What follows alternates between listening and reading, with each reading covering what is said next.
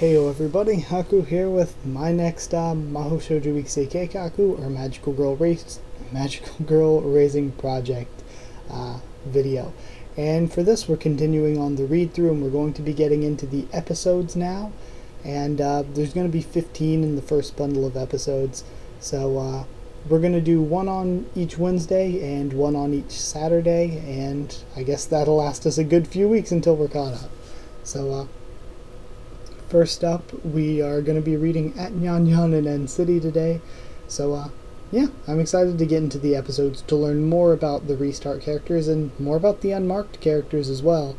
And once I do that, I can do another video discussing the characters from Restart. And then I'll do, that same week probably, I'll do another video where I react to and discuss the character designs for the next arc, which will be Limited, I believe, and then we'll start reading Limited. So that's the plan, every Wednesday and Saturday for episodes. So let's start reading now. We have At Nyan Nyan in End City, and I'm doing it twice a week instead of once a week just because it's going to be shorter than the normal chapters, from what I've been told at least. So yeah, At Nyan Nyan in End City. This story is set long before Magical Girl Raising Project Restart. The story is set just a little while before Magical Girl Raising Project. Okay, so that means we're just a little bit before Unmarked, the first test that we saw. Whoa, we're Magical Girls, seriously? We gotta decide names, what should we do? Alrighty, first up, Himari Tanabashi. Close your eyes and pick a letter. That's gonna be in your Magical Girl name. Himari, eh? Himari, eh? Okay then, if you get anything like shit or scrub, you still gotta put your name, okay? Roulette start. Drum roll please and stop. What'd you pick? At and at mark. She did it. That girl really did it. Next up, that's just like you, Himari. Next up, Michi. I think I'll pass it to you, Masako. Whoa, and Masako gracefully ignores the pass. Aw, you gotta be kidding me. Why am I the only one that has to play this? 'Cause you're just that kind of girl, Himari. That's right, this is all for the sake of building your character, Himari. That's not me at all. Is it? Isn't it? I can't tell. You need to clear it up. Here. Ahaha, yes she does. She's always so vague. Ahaha. Michiko, Masako, and Himari were friends in the girls' soccer club. In class they were known as the three soccer girls. One of them was a reserve player, one of them almost didn't even make the team, and the other's an ace striker since her first year. Despite their differing positions and play styles, their emotions were always in sync. Almost anything would be funny to them. They'd tap each other's shoulders, laugh till their stomachs hurt. Whether at school, clubs, or holidays, they always did everything together. To Himari, at least, as long as these three were together, everything would be a lot more fun. That was what she had ideally thought. Whether she missed a ball pass, or get scolded by the coach for getting tired, or being told by her teacher not to doze off in class, or even when they lost in the first round of nationals, as long as the three of them were there, they'd all be able to laugh it off. The three of them had been selected as Magical Girls, probably the biggest thing they can laugh about right now. It seemed like that. They selected their names and cooperated. Selected their names and cooperated as much as they could during their test, to try their hardest so that one of them can be chosen as Magical Girls. When they chose their names, they promised and swore to each other to do those things. Finally, they attended the test that would select one of them to become a Magical Girl. During the test, Himari, At Nyan Nyan, was formally selected to become a Magical Girl. Michio and Masako had their memories as Magical Girls erased, and were able to go back to living their lives. But after the test they had a traffic accident and lost their lives. Himari, who was learning the do's and don'ts of a Magical Girl, stayed behind, and now she was the only survivor. That's sketchy because it sounds exactly like what happened to the people in the test that Pithy did, and doesn't sound at all like the sort of thing... Oh... You know what? I was gonna say that doesn't sound like a Clanberry test at all, but I bet that this is just what Nyan Nyan remembers. She really did do a killing test and probably had to kill them, But what she remembers because of Clanberry changing their memories is that she doesn't remember them dying during the test, so the traffic accident's a cover-up, just like what happened to Lapicelle. Her memories of the incident were vague. Was it because she didn't want to remember, or because everything ended in such a blur? She got into her desired school. She even had friends. She had a good relationship with her parents. She wondered if she could still live her life as smoothly as she did. Yet, she still remembered Michio and Masako. Her chest hurt as it tightened up. Whenever she kicked a soccer ball, whenever someone laughed, or whenever she was doing her magical girl activities, she'd always remember those two. Himari quit soccer. She still laughed whenever someone told jokes, but she didn't really make anyone else laugh. She didn't do any voluntary magical girl work either, but the Land of Magic didn't actually care about how Himari felt. Himari, at Nyan, can use her magical skill to seal objects and scrolls. She couldn't seal living creatures, but she could seal any non-living object, ignoring its size completely.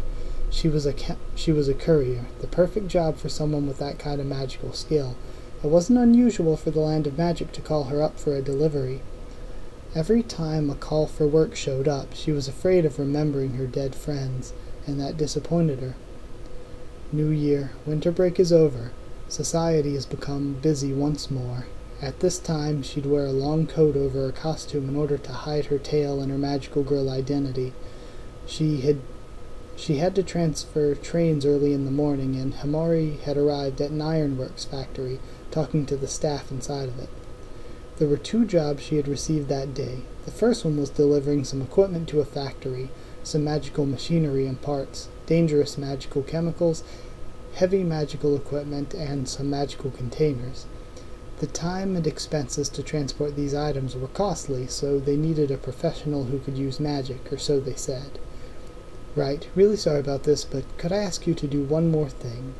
Sealing everything into a scroll, her client clasped his hands together and asked Himari. He had sturdy, worn-out work clothes, as well as a work helmet, perforated gloves, and safety shoes covered in mud. From his actions and tone of speech, he seemed like an average middle-aged working man. There were plenty of collaborators with the Land of Magic who pretended to live a normal life among society. It's right here. The man glanced at the box he grasped in his right arm.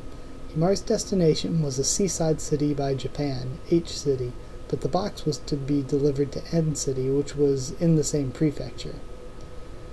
There's a magical girl selection test in N City happening right now. I heard it's a pretty unusual one, so we're going to try introducing these new trial magical phones. These things have a lot of new functions, like being able to download items into them and stuff. Could you deliver them to the test administrator? Well, I guess I could. Really sorry about this. Thanks a bunch. The worker grumbled about the miserable transportation costs that the Land of Magic had, handing over the box of 10 magical phones to Himari. Buy something nice with this, he said as he forcibly passed an envelope to her. Himari parted ways with the worker, and on the train she opened the envelope to find 1,000 yen, which she used to buy lunch at the subway, moving around her chopsticks as she watched the scenery pass by. Due to a merger that happened about 4 years ago, N City became the largest port city in the area. While it was the largest in the region, Himari, who had come from Tokyo, could only say, "Ah, what a nice countryside." She'd completed her delivery to H City. She took a slower train toward N City. When she rode the train, she remembered her school field trip, and even though she didn't want to, she remembered Michio and Masako because of that field trip. They'd been to Kyushu, left the hotel in the middle of the night, changed to their swimsuits, and swam in the sea. It was winter, but she still couldn't forget how she shivered as she looked up at the beautiful sky. Soon, she arrived at N City and checked the map in her magical phones. Himari headed for Mount Takanami. Welcome, welcome, you're finally here, Pone. Near the summit of the mountain there was a resort hotel abandoned in the middle of its construction. In the ruins of the lobby there was a magical phone placed there. And from that phone a stereoscopic image was floating, divided in half, with black on the right and white on its left side, and butterfly-like feathers growing from it. Himari tilted her head. Have we met somewhere before? Nope, this is our first meeting, Pone. They haven't met, but she feels like she's seen him somewhere before. Fob's a mass-produced model, so maybe you saw a mascot of the same type, Pone. Ah, yeah, you're probably right. I just can't wait, because from what we learned in Restart, I think it's the FA series, so all of them are FA and then their number. Can't wait until we get the one test with FAP as the mascot. That's going to be the worst running joke that I guess, I guess for English readers, it's going to be one of those things that it's like, oh, why'd you have to do this? Okay. The mascot character 5 talked about how the new magical phones were cuter and had more functions than the old ones. Despite being expressionless, he seemed to be having fun. It was like he was talking about himself. Alrighty, I'll let you know where the magical girl's bases are. Then I'll let you give it to them personally. Thanks, Bun. Huh? If my master's here, she'd give it to him herself, but unfortunately she's out, Pon. Five can't hold things by himself, so I'm hoping a kind magical girl like yourself could do it, Pon. The Land of Magic will pay for your expenses, right, Pon? I kind of like this, because if this is maybe during the beginnings of the unmarked test, then it makes sense that Clamberry was trying to, like, nobody knew Clamberry was the master. She was hiding among them, so that would explain why she couldn't reveal herself as the master here. But on the other hand, yeah, because we don't know how long before Snow White became a magical girl, we don't know how long the other, 15 were magical girls. But it's weird, because when Snow White became a magical girl, didn't her phone turn into a magical phone? So doesn't that mean Pone or one of them have the abilities to turn phones into the magical phones?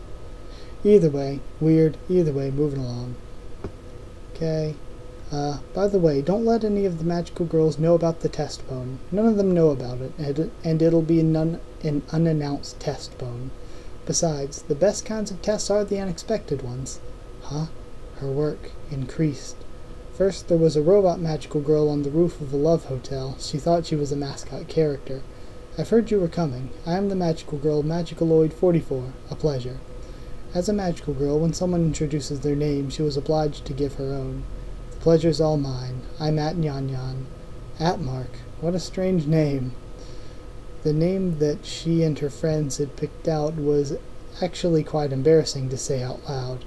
She'd always been told that it was a weird name, and 2 or 3 people even told her to pick a more serious name. She always laughed it off every time, but whenever she went back home, she'd always think back and remember her 2 friends. Magicaloid's a pretty cool name. My friend picked the name for me, though. Himari also had her name picked with friends. She could talk about anything with them, but they were gone now. Nyan Nyan, you're going to give these to the others too, right?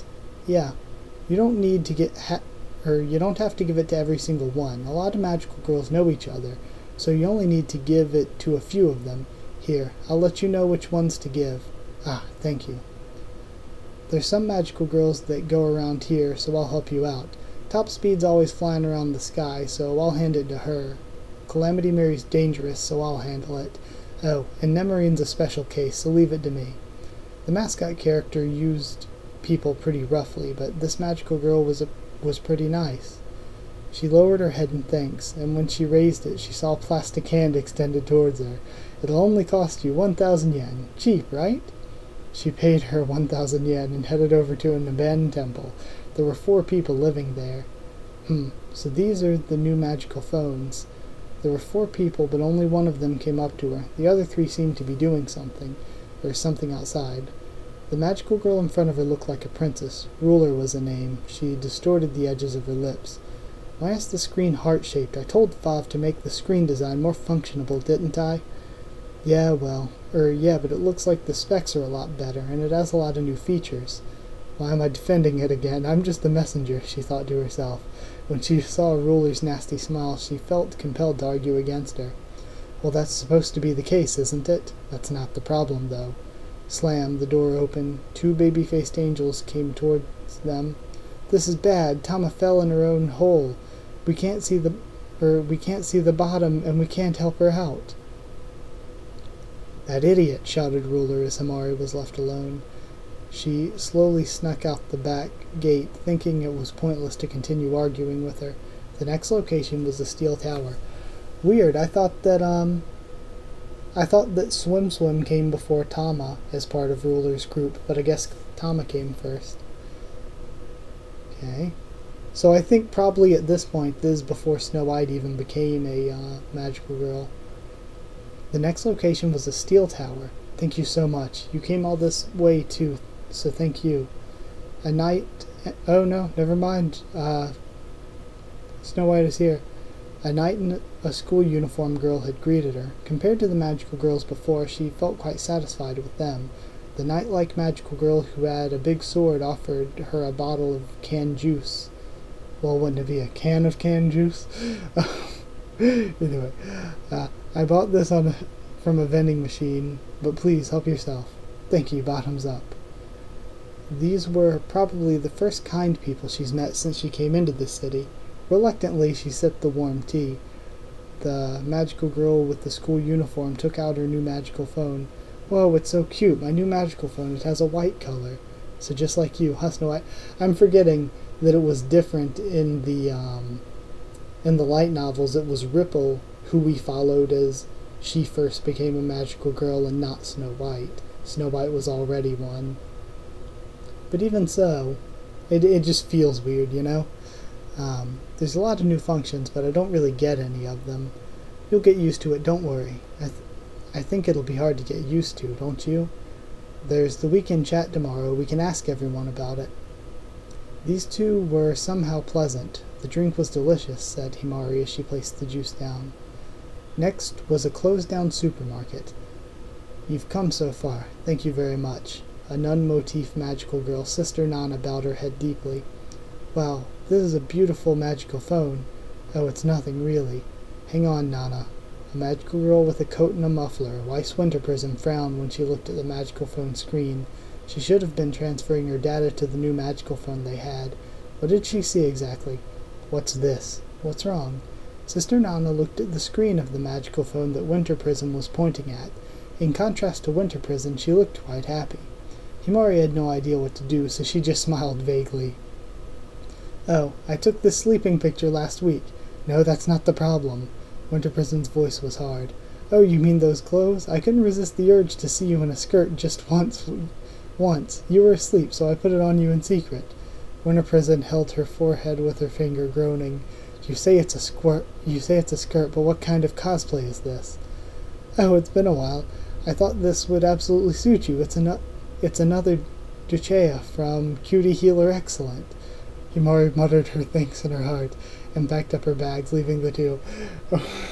Very funny little confirmation there that Nana would dress Winter Prison up in cosplay in her sleep. Finally, she came back to the abandoned hotel in the mountains once more. Thank you. Thanks to you, the new magical phones were all delivered safe and sound, Pone. No, it's no big deal. Fob did a flip, scattering golden scales. Because of the new magical phones, the bonds of these magical girls will increase even more, Pone. Fob was just as happy as usual. On the way back, Himari turned around to look at Fob, and when the stereoscopic image illuminated the dust in the hotel, she couldn't tell why it made her so scared. So, only one person can pass the tests, right? That's right. Why do you ask, Pone? Even if you strengthen your bonds, even if you become friends, in the end, only one person will be left, and the rest will lose their memories. That's why it's so important, Pone. Something from inside Himari was starting to bubble up. These magical girls, all of them had good relationships. Ruler's gang, Snow White and Lapicelle, Sister Nana and Winter Prison, and now those people would have to fight each other. It was just like Himari and her friends, fighting until there was only one magical girl left, and her enemies. Enemies, not rivals. They were supposed to cooperate in the test, weren't they? Something from inside Himari wanted to burst out, but while it was looking for a way out, it couldn't find it. Himari looked at Fob, and Fob stared back at her. Himari left End City and went on her way home. She didn't buy any food on the train track, leaving the money sealed and watching the scenery the whole way. Buildings and street lamps passed her by, and although it wasn't as interesting as it was back at noon, she kept staring out anyways. Her eyes followed the landscape. She couldn't stop thinking about the magical girls she met from today. They were all good friends. They seemed to be having fun, just like her own self back then. Himari wanted to go back to those days, but she can't. Her friends aren't here anymore. She was sure she wouldn't be able to meet someone who could be the same again. The next day, she submitted her letter of retirement. Himari had quit working as a magical girl. How long has it been since she's retired? When Himari saw the magical girl raising project, she remembered everything about her life as at Nyan. Her skin, the texture, her muscles and bone flexibility, her china dress costume, even the fact that she had to move her tail in order to properly sit down. There were still things she couldn't remember, but she let it be for now. She knew why she lost her memory. She'd retired and asked the Land of Magic to revoke her right to be a magical girl, and to her surprise they accepted. They erased her memories and she was no longer at Nyan, just Himari Tanabashi. She was able to go to her dream school. She had friends, her relationship with her parents wasn't bad. Perhaps she could still live her life normally, but there was a time when she felt unsatisfied. Sometimes she felt lonely, as if there was a void inside her heart and she didn't know why. Is this why? When she stopped being a magical girl, she had a void in her chest. She wondered why her, a magical girl who's already retired, was being made to participate in a game made for magical girls. But the Land of Magic often had a habit of forcing people into things like this. I guess I'm in the game somehow. Although this is only the game world. Although this is only the game world, the magical trace system was apparently able to create something similar to reality, as well as make graphics that were just as realistic as reality itself. It really did feel like she was in real life. She didn't understand how, but she understood that it worked. Twisting the laws of physics, exceeding it, destroying it, laughing at it, overrule it. That was the power of magic. What she really didn't understand is why Himari Tanabashi, at Nyan, is participating in a magical girl social game. She looked up at the sky. The tropical skies she'd see on her school trip, a dense thick sky with many layers on it, the sunny blue sky even at night filled with stars, or even with clouds, it always had something filling it. But this sky looked like a flat sheet. There was no depth to it. The smell of the sun was also quite thin. In addition, there was a group of moving skeletons. It really was a game. The messages she's seeing in her magical phone were all game-like as well. The compensation being given was also quite unrealistic. Would they really give her that much? Even though it wasn't too unattractive, she always needs money in her daily life. For now, at Nyan would follow the messages on her phone and head to town. Her situation was quite strange, but there were no other instructions. Using her magical girl endurance, she ran in the desert wastelands for a while before finally finding a gathering of buildings that looked like a town. Rather than a gathering of buildings, it looked like more of a clump of abandoned houses. Even the buildings scattered through the wastelands were better. There were no pedestrians on the roads, and neither were the roads paved. Would there even be monsters in the city? She thought to herself as she walked carefully, until she reached a place that looked like a town square. There was a fountain in the center, and on the edge was a figure sitting. "Whoa, you're a magical girl too?" There was a B-movie combat suit-looking magical girl. She looked pretty cute as she said, "You're a magical girl too." And this was a magical girl social game, so she was basically asking if she was a magical girl. Did she not see from her appearance alone? Wow, since you're here, you're going to be the first friend I meet." She shook her hand and smiled vaguely. She seemed to be friendly. When she was about to say her name, she remembered something. That's right, she decided her name with her friends, and it was pretty embarrassing. The Nyan part was fine, but the problem was the at. While she was running around, she was wondering how to introduce herself. But then the special effects magical girl pointed her thumb at herself and eagerly told her name. "I'm Yamenashima Genocyco." Yamenashima Genocyco. She didn't mishear it. She really did say Yamenashima Genocyco. What kind of a name was that? It seemed like a weird forced name, but she didn't feel that way. Even when she introduced herself, she seemed confident and fresh. She wasn't embarrassed at all. In fact, she seemed quite confident. But why did she have a name like that? Was it the same reason as at Nyan Nyan, or was it completely different?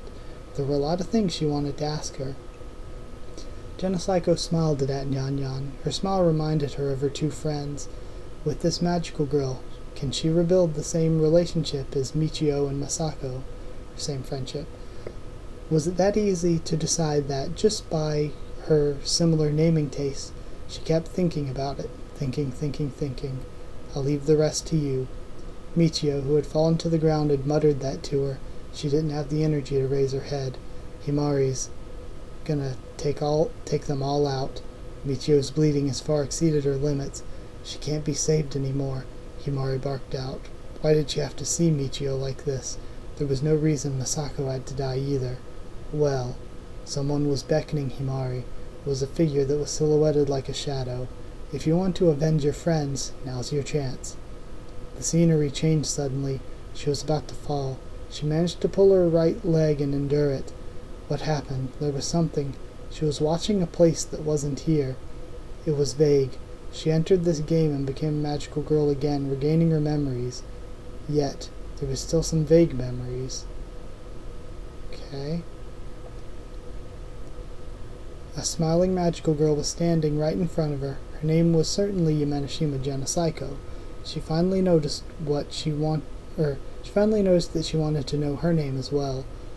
What was it that she remembered? Probably something about Michio and Masako. Why'd she remember that? Was it because Genocycle's smile looked like Michio and Masako's? At Nyan Nyan smiled. Perhaps she'd been lured in by Genocycle's smile. Perhaps she just didn't want to lose to Genocycle's smile. She seemed to be crying, so perhaps she laughed to cover it up. She didn't know why, but she laughed and pointed to herself. My name's at Nyan Nyan, Rue. So sad, seeing how Nyan Nyan met Genocycle.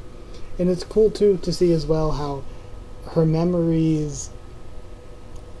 She got them taken away the first time from her killing test, and we see that little flashback she had of her memories of her friend sort of coming back. That her memories were taken after that test. Then she retired and had them taken again. But I guess the one she had taken that time came back to her when she became a magical girl again, or else she wouldn't have been able to remember the girl she met there, or that she was a magical girl named at Nyan Nyan. So, very, very weird. I'm excited to see more from all the other girls and how all of this fits together and everything. I actually really did like that. And it definitely... I like that we have these, because just seeing that, and that's just for at Nyan Nyan, we're going to have more for the other characters as well. Just seeing that really makes the character so much more important. Like, at Nyan Nyan had her story in Restart, but getting a backstory like this adds so much to it. There's something else I wanted to say about it, I think. Either way, I don't remember it right now, but I can just, if I do remember it, I can put it in the comments, or I can I can put it in the comments, or I can talk about it in the hot Q&A or something if one of you pointed out in the comments. So yeah, that is it. Either way, I'm done with this one. Next one will be up Saturday, so if you did like the video, comment down there to tell me what you thought of this episode and what you thought of my first thoughts, reaction, and everything to that if you want to. Subscribe for more Magical Girl Raising Project, much more on the channel. Follow on Twitter if you want. I can try to keep you updated there and stuff for the channel and talk to you there. And if you want a link to our Discord server, then just ask and I can give you one of those. So that's it. Thank you once again for watching, and I'll see you all next time.